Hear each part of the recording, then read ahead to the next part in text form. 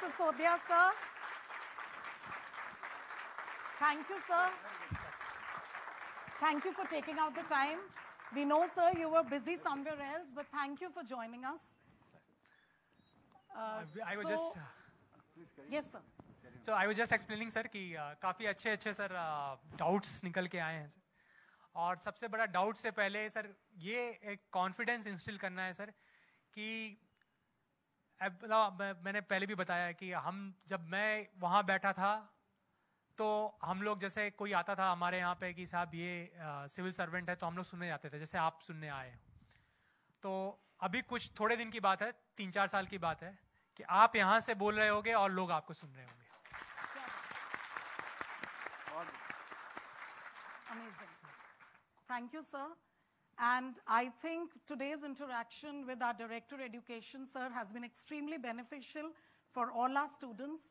And now I would like to ask our Honorable Deputy CM and Education Minister of Delhi, sir, that what was it that gave birth to this new idea of yours, this innovative and creative idea of starting this motivational speaker series, sir? Thank you and good afternoon to everybody. मजा आया? एकदम commandant बना दिया आपने इनको. Good. देखिए, सबसे पहले तो मैं उदित को बधाई देना चाहता हूं कि इतना शानदार इंटरेक्शन आपके साथ कर रहे थे. मैं अभी गाड़ी में पूरा लाइव देख रहा था और मैं ही नहीं, लगभग कितने 40-45 हज़ार लोग इसको इस वक्त लाइव देख रहे थे अलग अलग प्लेटफॉर्म्स पे. तो इस वक्त देश भर के, सिर्फ दिल्ली के नहीं, हालांकि जब हमने सोचा था तो दिल्ली के बच्चों के लिए सोचा था, पर लगता है देश भर के करीब 40-45 हज़ार एस्पिरेंट्स यूपीएससी की तैयारी का सपना देख रहे बच्चे इसको देख रहे हैं. तो आपने जिस तरह से इंटरेक्शन इनके साथ किया अभी बच्चों के साथ, और मैं भी देख रहा था, मुझे भी लगता है यार मेरे को भी 9th क्लास में कोई ऐसा सुनने को मिल जाता ना, तो मैं भी फालतू में नेता की जगह आईएएस बन गया होता. बट एनीवे, आपके जैसे नेता ना होते तो शायद ये शुरुआत भी नहीं होती. Thank you.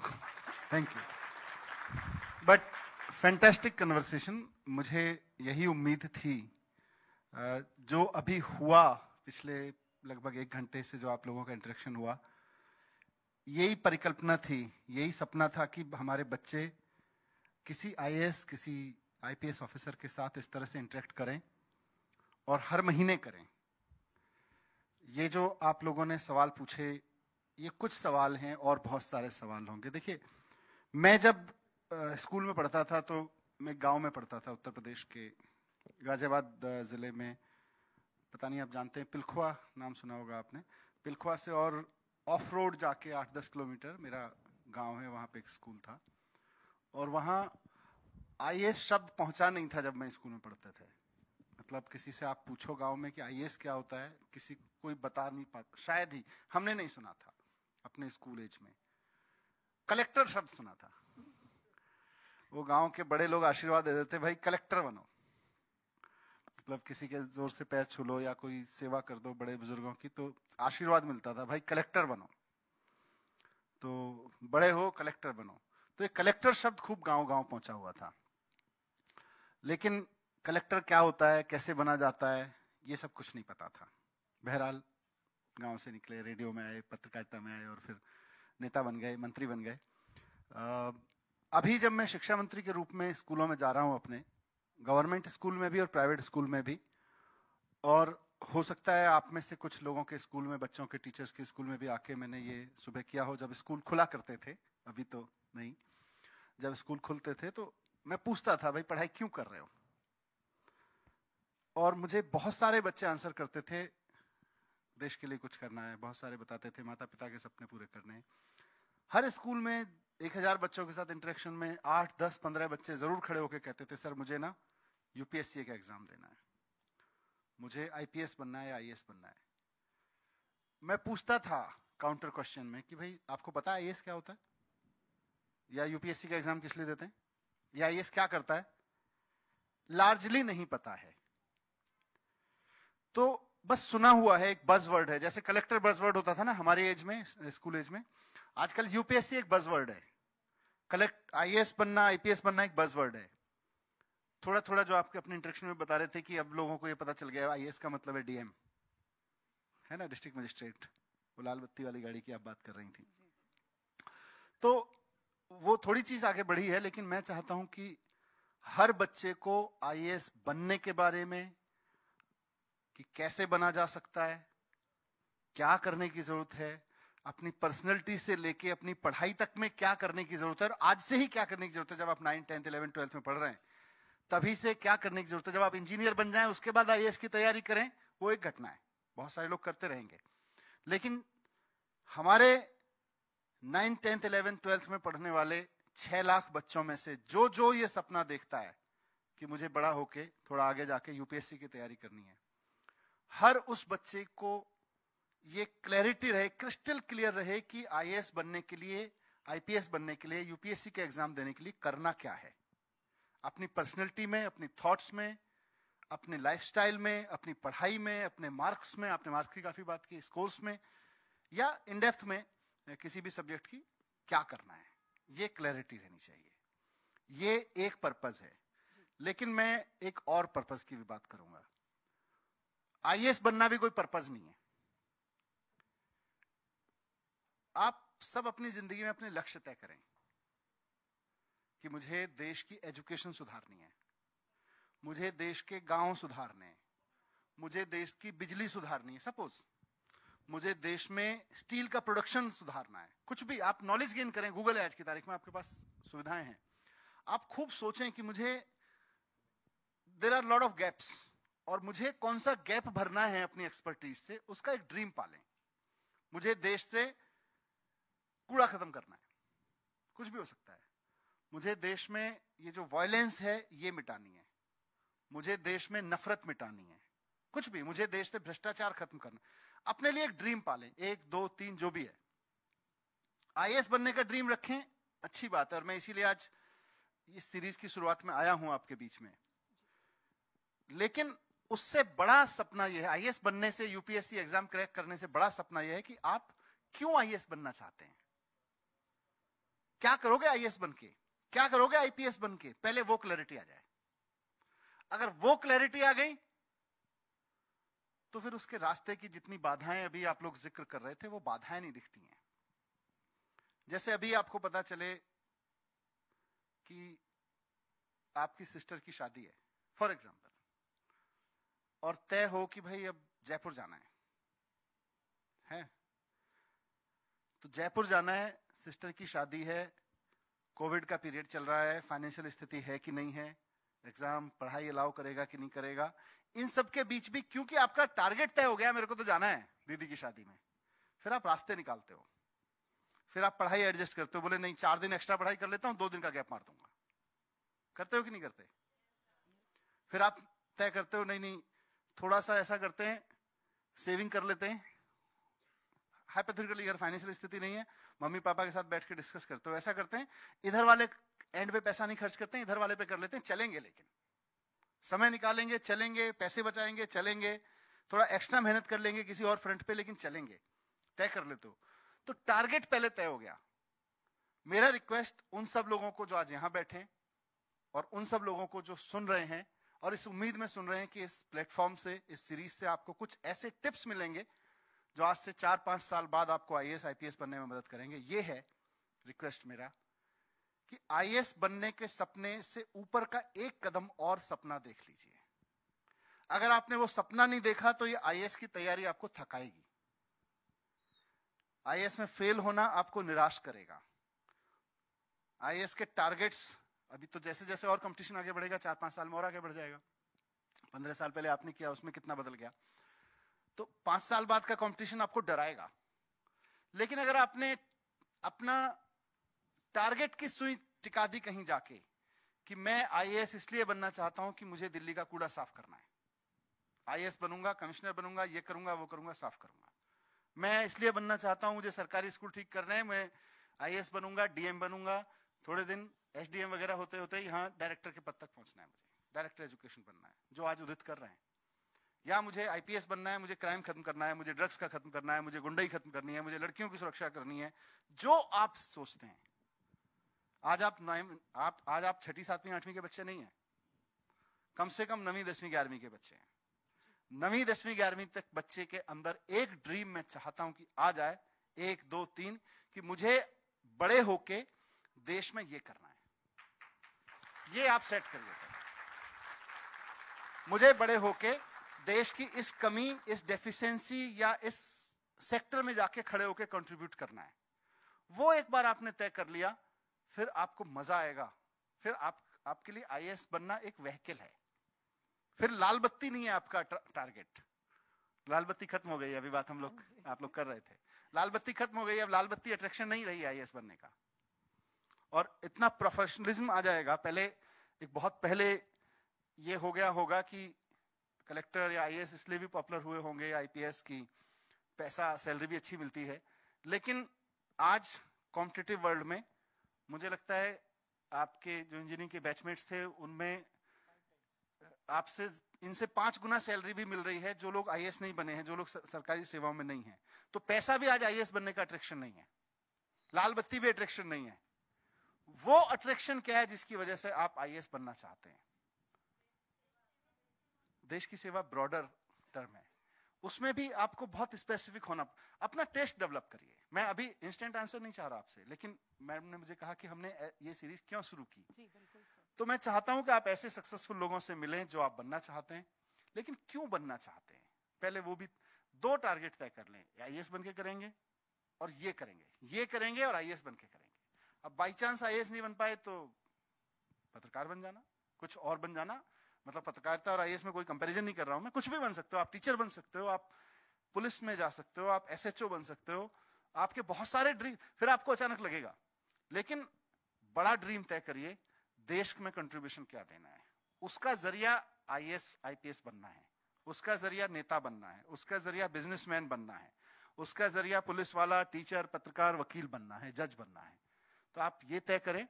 मेरी कोशिश रहेगी कि जैसे अभी एक टीचर मैम थी ना, शायद उन्होंने अपने बेटे की कहानी सुनाई थी। हाँ, मैं सुन रहा था उसको। यस, अपने आईपीएस बेटे की कहानी सुनाई, जो बहुत संघर्षशील परिस्थितियों से निकल के अधिकारी बने हैं और अब दिल्ली में क्राइम और इन सब पे काम कर रहे हैं, सेवा कर रहे हैं लोगों की।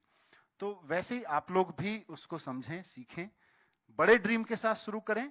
लेकिन इस पायदान को कैसे आगे जंप करेंगे, इस टारगेट को कैसे हासिल करेंगे, उसके लिए हम लोग आप तक बहुत यंग आईएएस ऑफिसर्स से कोशिश रहेगी कि जो 2 4 6 साल पहले आप ही की तरह से कुछ स्कूल से निकले हैं 12th करके, उनसे आपका इंटरेक्शन कराएं, कोशिश रहेगी। और मैं इस प्रोग्राम के माध्यम से, क्योंकि ये देख रहे हैं बहुत लोग, इनवाइट करूंगा उन तमाम आईएएस आईपीएस अफसरों को जो गवर्नमेंट स्कूल से खास तौर से विषम परिस्थितियों में निकल के गए हैं और आपकी अपनी जर्नी इंस्पायर करने वाली है, वो आगे आए और हमारे बच्चों से इंटरेक्ट करें। बट वंडरफुल, 1-2 चीजें मेरे मन में भी आ रही थी जब मैं सुन रहा था आपसे इंटरेक्शन। कहने ही वाले थे कि सर अब आप भी सवाल पूछ सकते हैं डायरेक्टर एजुकेशन सर से। नहीं, मैं अपने बच्चों के बिहाफ पे पूछना चाहूंगा। जी सर, प्लीज पूछिए।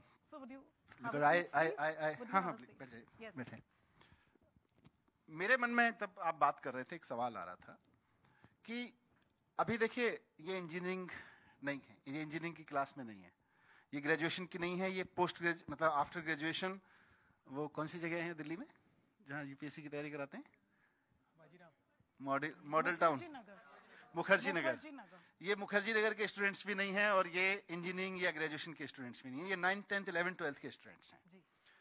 तो 9th 10th 11th 12th के स्टूडेंट्स के माइंडसेट को रिप्रेजेंट करते हुए मैं जानना चाहूंगा कि आप जब इंजीनियर बन गए, उसके बाद आईएएस की तैयारी कर रहे थे, अब हैं भी 15 साल से, तो और आपकी मेमोरी बहुत शार्प है। हम लोग बात कर रहे थे कि एक एक डेट आपको बहुत सलीके से याद है, नहीं?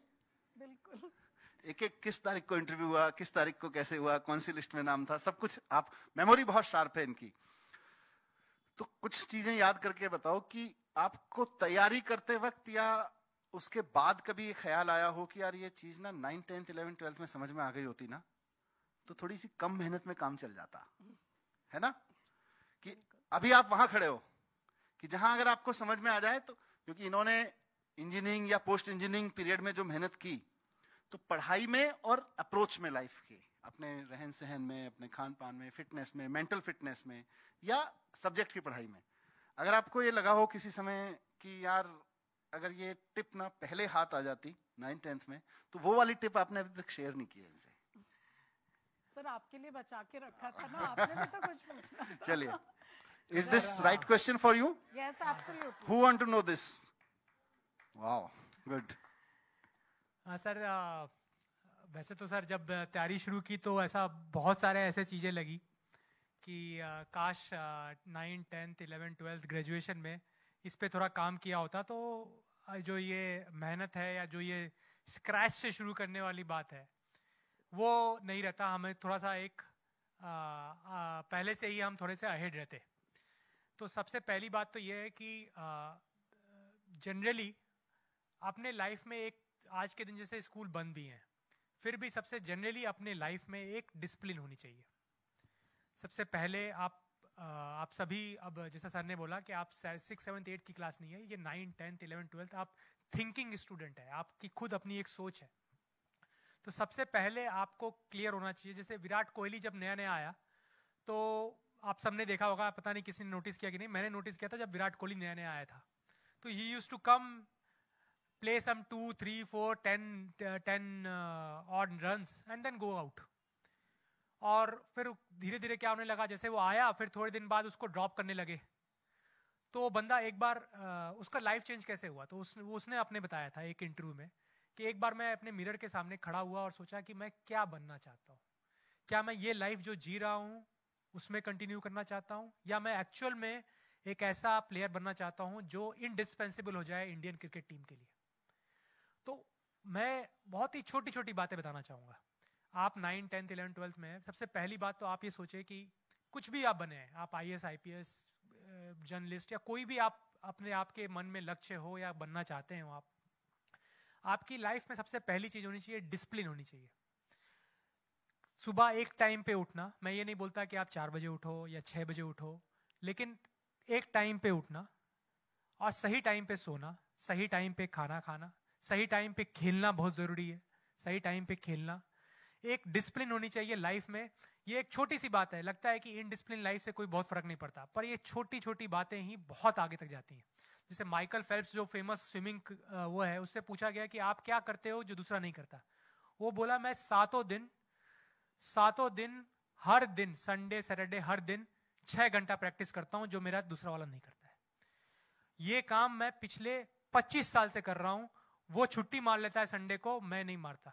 तो हर वीक में मैं उससे 20 घंटा आगे जाता हूं, हर साल में मैं इतना घंटे आगे जाता हूं और 25 साल में मैं उससे इतना आगे आ चुका हूं। तो ये छोटी सी बात डिसिप्लिन जो लाइफ में है, ये बहुत आगे तक जाती है। लगती छोटी है, बहुत आगे तक जाती है। सेकेंडली, अगर आपको यूपीएससी, आप एस्पिरेंट हैं तभी आप यहां पर हैं, तो छोटी सी जो शुरू करना है, जैसा सर ने भी बहुत अच्छी एक पॉइंट बोली कि क्या करना चाहिए आज के बच्चे को। अभी आप यूपीएससी के सब्जेक्ट्स की तैयारी नहीं कर सकते। मैंने पहले ही बोला कि अभी ये सोचना है कि अभी हमें 9, 10th की जो सब्जेक्ट्स हैं उनको अच्छे से समझना है, उनमें अपनी कॉन्सेप्ट को क्लियर करना है, उनको अच्छे से जानकारी लेनी है। थोड़ा सा आप जनरल अवेयरनेस कर सकते हैं। अच्छे से एक पेपर लीजिए, जैसे हम लोग जब यूपीएससी की जो तैयारी करते हैं वो हिंदू पढ़ते हैं। अब ये हिंदू जो है वो एक फेमस न्यूज़पेपर है जो सभी के पास आप पाएंगे, लेकिन ऐसा कोई मैं प्रिस्क्रिप्शन नहीं दे रहा हूँ।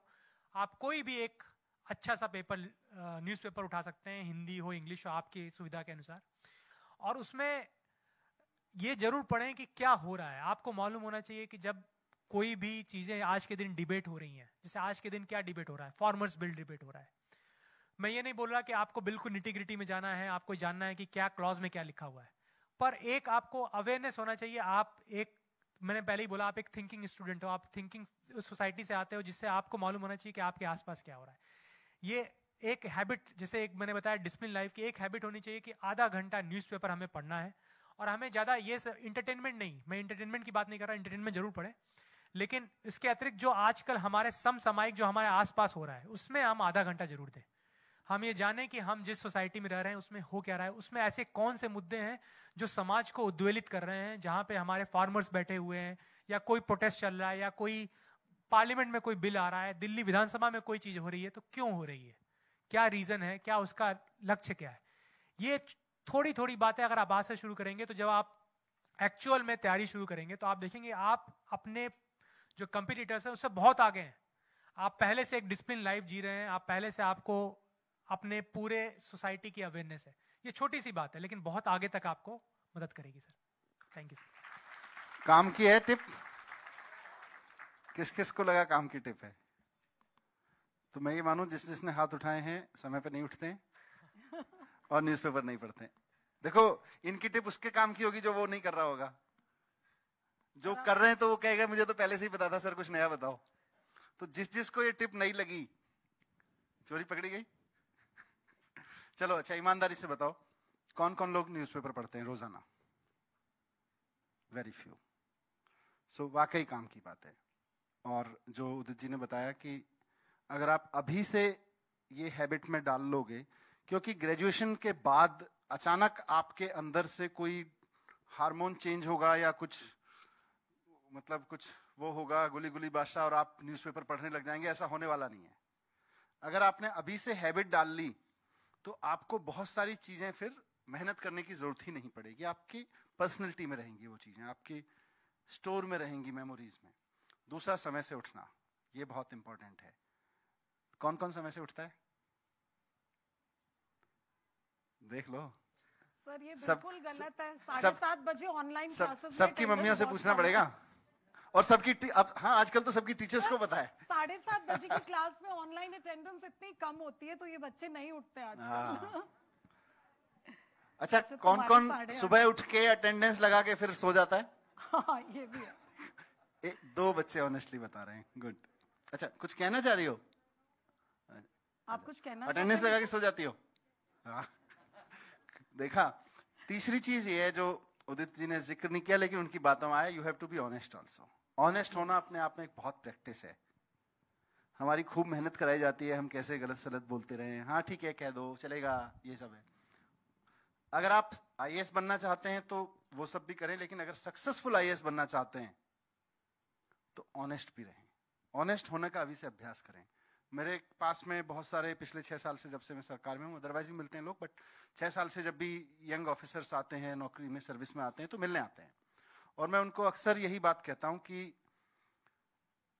जब आईएएस बनते हैं ना तो किसी डिपार्टमेंट के हेड बनते हैं, किसी ऑफिस के हेड बनते हैं, एसडीएम ऑफिस हो या डायरेक्टर एजुकेशन का ऑफिस हो या चीफ सेक्रेटरी का ऑफिस हो, कैबिनेट सेक्रेटरी का ऑफिस हो, किसी ऑफिस को हेड करते हैं लोग। तो वहां पे इनके पास एक पट्टी लगती है, नेम प्लेट होती है, बहुत एक प्लेट होती है जिसपे नाम लिखे होते हैं कि इस ऑफिस में फला तारीख से फला तारीख तक 1980 में ये आईएएस था, इसको हेड कर रहा था इस ऑफिस को, 82 से 85 तक ये, 85 से 90, जो भी टाइमलाइन उसकी होती है, पिछले 2 महीने से ये हैं, 4 साल ये थे, उससे पहले 5 साल ये थे, उससे पहले 2 साल 1 साल 2 साल ये लोग थे, नाम लिखे होते हैं। तो 30 40 50, क्योंकि अब तो देश मतलब 70 साल पुराना हो गया, तो 30 40 50 नाम बहुत जगह लिखे होते हैं।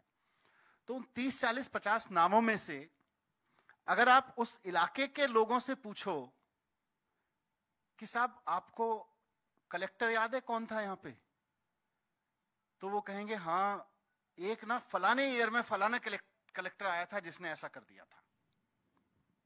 डायरेक्टर एजुकेशन, अभी आप अपने टीचर्स से पूछें, मैं बहुत दूर नहीं जा रहा, बहुत सारे टीचर्स यहां बैठे हुए हैं, आप टीचर्स से पूछें कि आपको अपने डायरेक्टर एजुकेशन के जितने ऑफिसर्स हुए हैं आपके टेन्योर में 15 20 साल 25 साल की नौकरी में, किसका काम सबसे अच्छा लगा, कौन था, किसके एग्जाम में सबसे ज्यादा प्रोग्रेस हुई या अच्छे काम हुए, तुरंत बताएंगे। और ऑलमोस्ट पूरी दिल्ली से एक ही आवाज आएगी या कोई 2 नाम आएंगे कि जी फलां साल में फलाने सब या फलानी मैडम जो थी ना, उन्होंने इतने रिफॉर्म किए थे जब हम आए थे। तो आईएएस बनने का एक टारगेट है कि उस 50 ऑफिसर्स की लिस्ट में शामिल होना, लेकिन दूसरा टारगेट जिसका मैंने पहले जिक्र किया था वो ये है कि उस लिस्ट में से आउटस्टैंडिंग लोगों की मेमोरीज में, लोगों के दिल में बसना कि ये एक सर आए थे जिन्होंने ये किया था। सो बी ऑलवेज दैट। उसके लिए आपको ऑनेस्ट होना बहुत जरूरी है, अपने काम के लिए, मेहनत के लिए। न्यूज़पेपर अभी से तो न्यूज़पेपर पढ़ने के लिए कमिट योरसेल्फ कि मैं आज से रोज न्यूज़पेपर पढ़ूंगा, and be honest to that only.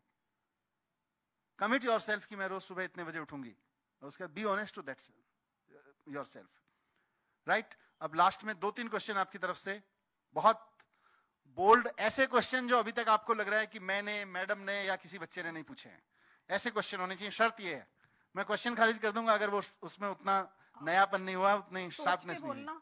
सोच के बोलना, रटे रटाए वाले मत बोलना जो मैडम ने पकड़ाए थे। हाँ जी, यस। मेरा नाम निशा है, मैं government girls senior secondary school से हूँ, श्रीनिवासपुरी। सर, जब मैंने 10th पास किया तो ये तो गोल था मेरा कि आईएएस बनना है, बट सर एक क्वेश्चन था ना जो मुझे हमेशा कहीं ना कहीं परेशान कर रहा था। मैंने सबसे सलाह मांगने की भी कोशिश करी, बट मुझे ना वो एप्रोप्रिएट आंसर नहीं मिल पाया कि जैसे कि मैं गवर्नमेंट स्कूल से हूँ, तो जो हमारे सब्जेक्ट्स हैं आर्ट्स वाले वो हिंदी में है। तो जब अब हिंदी में जो सब्जेक्ट है, तो वो जब मैं यूपीएससी में जाऊंगी और मैं अगर वो हिंदी में पढ़ूंगी वो सब्जेक्ट्स, तो वो क्या कहीं मुझे अफेक्ट करेंगे मेरी स्टडीज़ को, और क्या परेशानियां होंगी उसमें? नहीं, देखिए, अब ये पहले भी ये बात हुई थी कि सब्जेक्ट या कोई स्ट्रीम आपको हिंडर करती है क्या किसी तरह से यूपीएससी में।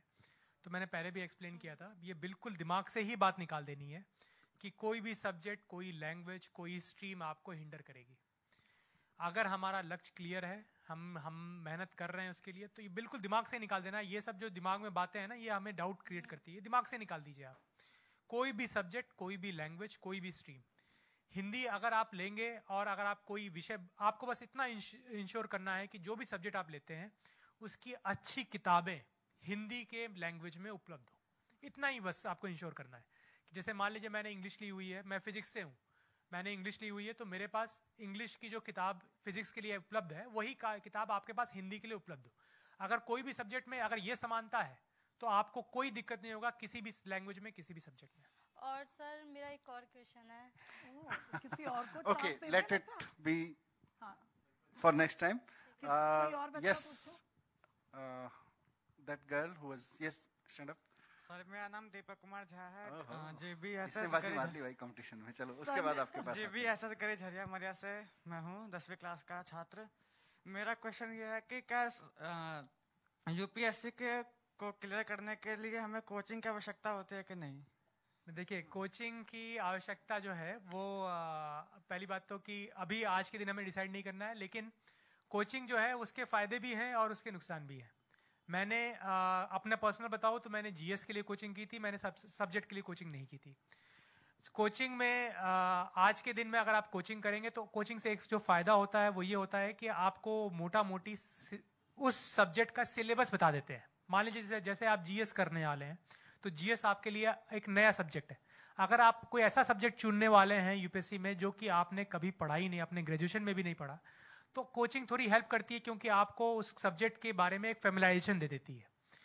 लेकिन अगर आपने ऐसा कोई सब्जेक्ट चूज किया है जिसमें आपने ग्रेजुएशन किया है, जो आपको पहले से ही 9वीं 10वीं से ही आपको पसंद है, आपका उसमें शुरू से ही एक लाइकिंग रही है, तब मुझे बिल्कुल नहीं लगता कि आपको कोचिंग लेने की आवश्यकता है। और आज के दिन में तो ये एक बस मैं फैक्ट बता दूं कि यूपीएससी जो ऑर्गेनाइजेशन है वो ये ध्यान में रखती है कि कौन कौन सी कोचिंग अच्छी चल रही है और कहीं कोई हमारा बच्चा उस कोचिंग के आंसर्स को तो रिप्रोड्यूस नहीं कर रहा है पेपर में। अगर आपने किसी पर्टिकुलर जो फेमस कोचिंग्स है 3-4, अगर वही क्वेश्चन आंसर कर दिया, वही आंसर कर दिया यूपीएससी में, तो आपको नंबर नहीं मिलते हैं। गुड। सो बेसिकली देखो, कोचिंग का रोल है, आपने अपने घर में, अपने आस पड़ोस में, रिश्तेदारों के यहाँ किसी बच्चे को ग्रो होते हुए देखा? छोटे बच्चे को जब वो बहुत घुटने चलता है और उससे लेके चलने की स्टेज में आ जाता है, तो उस वक्त उसको उंगली पकड़ के थोड़ा सा चलाते हैं। तो कोचिंग का रोल केवल उतना है कि आप उंगली पकड़ के चलना सिखा सकें। लेकिन अगर हम ये सोचें कि उंगली पकड़ के चलने की जो प्रक्रिया है, वो जो सहारा है, वो जिंदगी पार करा देगा, वैसे हो सकता है क्या?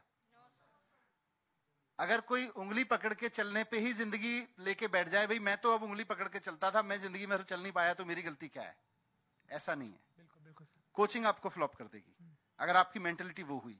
और कोचिंग का रोल पूरी लाइफ में, इंसान की 70, 80, 90 साल की जिंदगी में चलता है आदमी, उसमें कोचिंग, उसको चलने की कोचिंग कब मिलती है? इनिशियल ईयर्स में, बहुत थोड़े से समय के लिए, बट उससे वो चलना सीख जाता है। फिर दौड़ना, रेस करना, कितना हार्ट बीट होनी है, रेसर बनना, कितने से, वो तो सब उसके अपने जलवे हैं। तो कोचिंग को जो उस मात्रा में लेगा उसको मदद करेगी, और जो उस मात्रा में नहीं लेगा उसके ऊपर कोचिंग बोझ होगी। कोचिंग बोझ भी हो सकती है। the girl, and after that one more question, and then I have some questions for you also then. Yes. Sir मेरा नाम पारुल है, मैं स्कूल ऑफ एक्सीलेंस मदरपुर खादर की स्टूडेंट हूँ और मैं क्लास 9th बी की स्टूडेंट हूँ.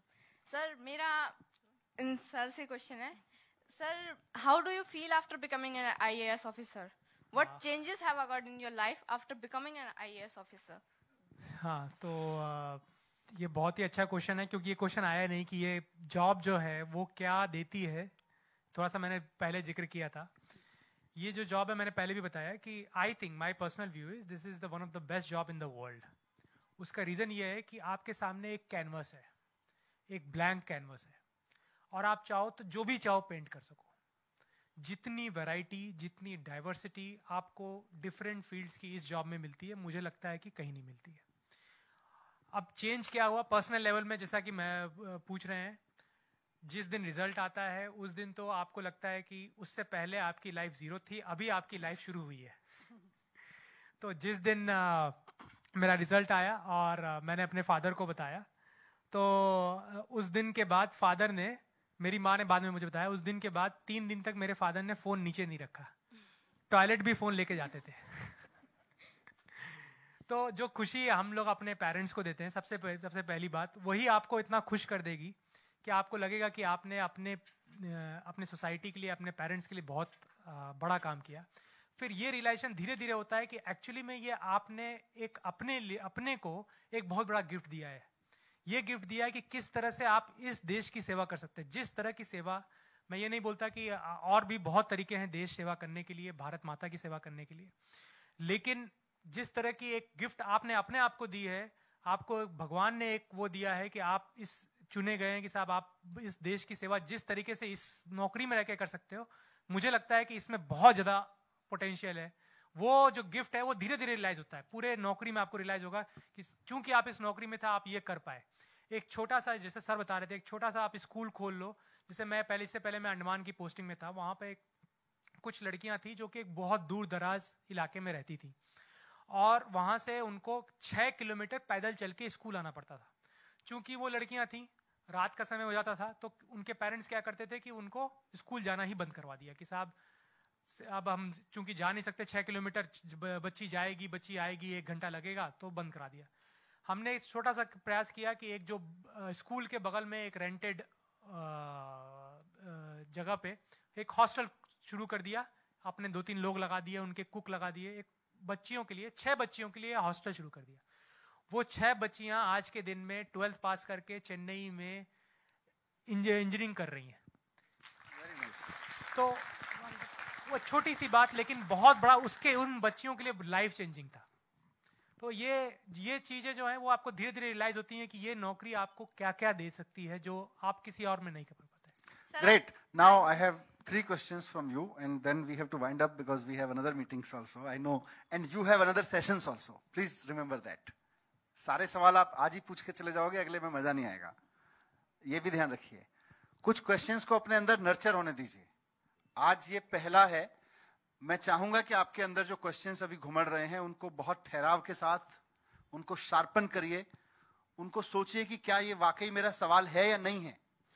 उनको अपने अंदर पकाइए, और जब नेक्स्ट सेशन आएगा उसके लिए हम कोई एक ईमेल आईडी जारी कर सकते हैं अभी से डिपार्टमेंट में, और आप सब लोग जाके अपने क्वेश्चंस वहां लिखिए. नेक्स्ट स्पीकर जब अगले महीने आएंगे तो उनको हम पहले से वो आपके सारे क्वेश्चंस देंगे, ताकि वो अपनी स्पीच में, अपने बातचीत में उन क्वेश्चंस को भी आंसर करें, और साथ साथ जो आपके नए क्वेश्चंस होंगे. सो इन क्वेश्चंस को यहाँ नहीं रुकना है. सारे क्वेश्चंस आज आंसर भी नहीं होंगे. 4 साल आपको 9th वालों को, 10th, 11th, 12th को उस तरह से आगे बढ़ाने. I have 3 questions for you. आप सारे वो लोग हैं स्टूडेंट्स जिनको हमने पूछा था, गवर्नमेंट ने पूछा था कि भाई आप में से, पूरे अपने बच्चों से पूछा था कि आप में से कौन कौन लोग यूपीएससी की तैयारी करना चाहते हैं. आप सब लोगों ने कांटेक्ट किया. हजारों बच्चों ने किया. उसमें से भी कुछ बच्चे आज यहाँ, क्योंकि कोविड की वजह से ज्यादा बच्चों का बुलाना मुश्किल था, आप लोगों को यहाँ बुलाया गया.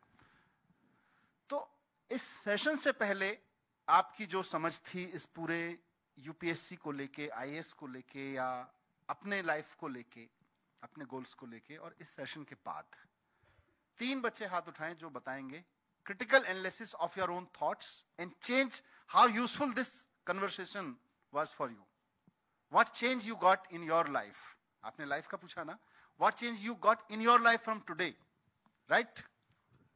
Okay, so these two and one at last red shirt. Yes, red sweater. Morning, sir. My name is Sakshi Jaiswal. I am from SOE Madanpur Khadar. Sir, before coming this session, हमें ये नहीं पता था कि science ले हमें लोगों ने ये एक जो मिस ह्यूमर था ये था कि जो आर्ट्स लेते हैं ना वो ही यूपीएससी कर सकते हैं और साइंस वालों को ऐसा लगता है कि साइंस ले लिया हमने गलती कर लिया अब यूपीएससी करके हमें तो या तो एमबीबीएस करना चाहिए था या बीटेक करना चाहिए था तो फर्स्ट तो हमें ये थिंक पता चली उसके बाद हमें ये पता चला कि ना सिर्फ हमें सिर्फ ग्रेजुएशन के बाद ही हम तैयारी नहीं कर सकते उससे पहले भी कर सकते हैं हम जैसे मैं अभी 11th में हूँ तो अभी से भी मैं अपनी थोड़ी थोड़ी हैबिट बिल्डअप कर सकती हूँ जो मुझे यूपीएससी की प्रिपरेशन में हेल्प करेगी like newspaper reading good proud of you very sharp and quickly बहुत छोटा आंसर सर अगर हमने अपनी डेस्टिनेशन स्टार्टिंग से अब मैं 9th क्लास में हूँ और मैंने अभी से अपनी डेस्टिनेशन बना रखी है कि हाँ भाई मुझे यूपीएससी आईएएस ऑफिसर बनना है तो स्टार्टिंग में अब मुझे एक राह मिल गई पाथ मिल गया कि मुझे इस राह पर चलना है मुझे अपनी हैबिट्स बनानी है जो सर ने आज मेरे को बहुत अच्छी अच्छी टिप्स बताई thank you sir for that